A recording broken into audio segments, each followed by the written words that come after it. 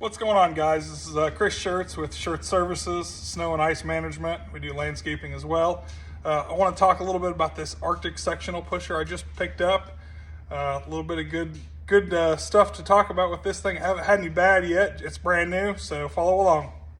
So this guy here is a 13-foot LD Arctic sectional snow pusher.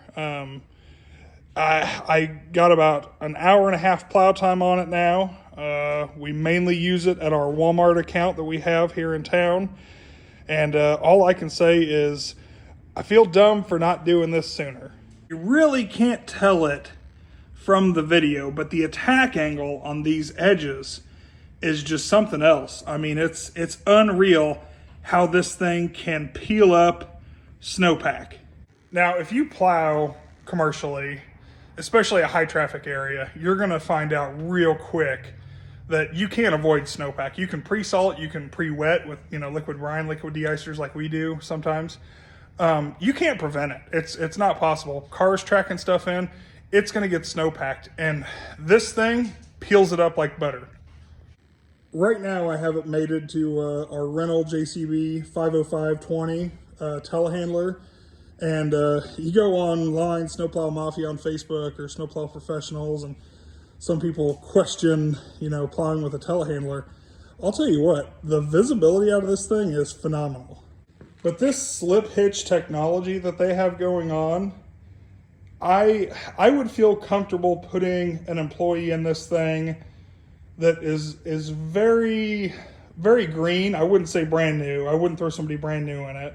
But if they have a decent amount of knowledge running a heavy piece of machinery or a mid-weight piece of machinery, I would feel pretty comfortable putting them into this guy right out of the gate almost.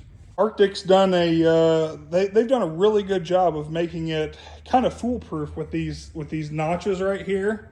So when you're in the cab, I'll show you, you can see those notches. Well, you can't see the notches unless you put too much forward pressure on it, which puts too much pressure on these top pucks, and it pulls on the bottom pucks.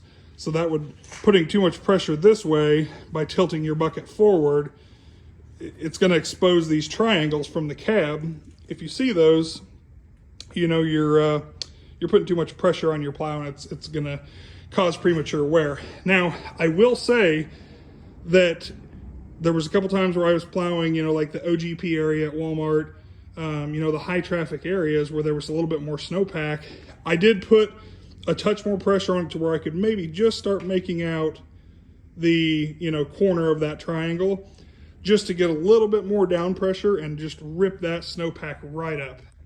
I did also purchase the bucket mount brackets for this unit. That way we can run this on our rented backhoe. It's a Deere 310 EL. It was doing a fine job. I blew a tire the first storm and actually bent the rim because the tire flopped sideways and bent the rim almost immediately. So that was fun. But honestly, after I ran it for about an hour on the backhoe, and it was okay. The visibility was better with the backhoe. But as far as maneuverability, this thing kicked its butt. I mean, it walked circles around the backhoe. Now, a deeper snow, we only had 2 inches, the snow that I'm talking about here. A deeper snow, absolutely, this thing would probably just power out pretty quick. So, I would say the 13 LD would be a little bit much for this machine. Anything more than maybe 3 or 4 inches. 4 inches would probably be pushing it as well. It is a 74 horse unit. But on a machine like this, I would say probably run, a 10-foot LD. This is pretty good sized for the backhoe we have. So, and for those wanting to know about visibility, from here I can see my triangle on that upper point there, and as well as over here, I can see over the boom on this telehandler. I know there's other telehandlers where the boom sits up higher. You probably wouldn't be able to see it, but from my point of view, I can see both sides. I can go in between cars comfortably. Not really worried about it. I do like this machine setup. So yeah, guys, make sure you hit that subscribe button. I haven't really been on YouTube a whole lot. I kind of blew up on TikTok a little bit. So if you want to follow me on TikTok, it's at The Plowman on TikTok. I'm going to try to start posting more videos here on YouTube and be a little more present on that. Do some product reviews. I did the short iron product review, a couple years ago. I still have it. I still use it. It's still in the truck right now. We can go back over some of our other equipment. And yeah, y'all have a great day. Stay blessed and keep working.